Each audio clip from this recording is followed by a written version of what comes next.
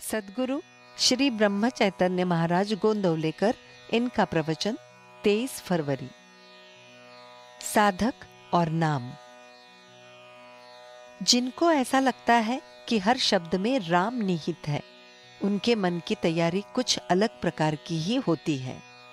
हमें किसी एक नाम से ही प्रेम होता है, किंतु सिद्धों को ऐसा लगता है कि जब कोई किसी बात का उच्चार करता है तो वो नाम ही का उच्चार है।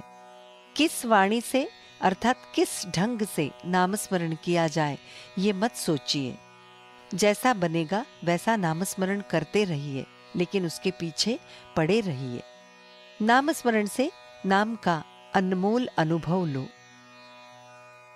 विषय का जब हमला होगा तब नामस्मरण करो।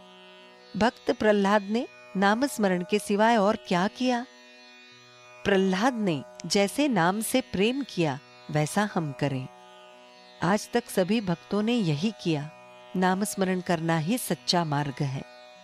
नामस्मरण नित्य करते रहो, विषय अपने आप मृत होंगे। साधक को मक्खन की तरह कोमल होना चाहिए, कहीं भी किसी को पीड़ादायक नहीं होना चाहिए। उल्टे औरों के मन में हमारे प्रति लगाव की भावना हो। ये तो तभी होगा जब हम निस्वार्थी बनेंगे। जब कोई चरण छूता है तो साधक को यह समझना चाहिए कि इसके योग्य मैं नहीं हूं। तब चरण छूने के कारण मन में अकारण अभिमान निर्माण होता है, ऐसा नहीं होगा। और जब कोई चरण नहीं छूता तो उसके बारे में क्रोध आता है, वो भी नहीं आएगा। सत्कर्म करने के पश्चात साधक को अपनी प्रशंसा सुनने के लिए वहां पल भर भी उपस्थित नहीं रहना चाहिए। जिसे भगवत प्राप्ति की इच्छा है उसे ये समझना चाहिए कि अब कुश्ती के हौज में उतरा हूं, अतः शरीर को मिट्टी लगेगी इस भय से घबराना नहीं चाहिए। इसलिए सज्जन लोग पहले ही से मिट्टी में लौटते हैं, तब मिट्टी में लौटने की शर्म मिट जाती है। भगवत प्राप्ति के दो मार्ग हैं। एक मार्ग है आज तक जो कुछ भी हुआ उसकी यानी भगवान की इच्छा से हुआ। जो कुछ मेरा है वो सब उसका है। इसका क्या होगा वो देख लेगा। वो जो करेगा सबकी भलाई के लिए करेगा। कल जो होगा उसकी इच्छा से ही होगा। ऐसा सोचकर निरंतर उसके स्मरण में लीन रहना। और दूसरा मार्ग यों है, मैं जग में किसी का भी नहीं हूं, मैं केवल भगवान राम ही का हूं।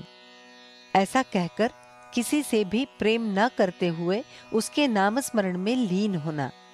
ये मार्ग जरा कठिन है। इस मार्ग में जो कहीं किसी से प्रेम है उसे हटाना है, क्योंकि प्रेम किसी एक वस्तु से ही किया जा सकता है। मन यदि आपका नहीं मानता है तो ना माने।